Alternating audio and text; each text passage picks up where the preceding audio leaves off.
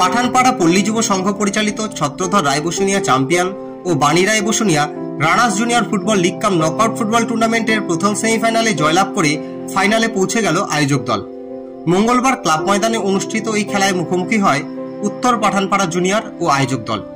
নির্ধারিত সময়ে 2-0 গোলে উত্তর পাঠানপাড়া জুনিয়র দলকে পরাজিত করে আয়োজকরা। আয়োজক দলের হয়ে দুটি মূল্যবান গোল করেন রোহন রায় এবং অঙ্কুশ রায়। আক্রমণাত্মক ও সুসংগঠিত খেলার মাধ্যমে তারা মাঠে নিজেদের শ্রেষ্ঠত্ব প্রমাণ করে। উত্তর পাঠানপাড়া জুনিয়র দল চেষ্টা করলেও আয়োজক দলের রক্ষণ ভাঙতে পারেনি। বুধবার দ্বিতীয় সেমিফাইনাল খেলাটি অনুষ্ঠিত হবে।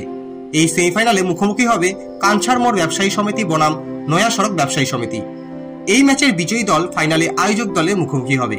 ফুটবল প্রেমীদের মধ্যে এখন উত্তেজনা তুঙ্গে। কে হবে ছত্রধর রায় বসুনিয়া চ্যাম্পিয়ন ও Bani Roy Basunia runners junior football টুর্নামেন্টের দ্বিতীয় ফাইনালিস্ট, তা জানতে মুখিয়ে সকলে।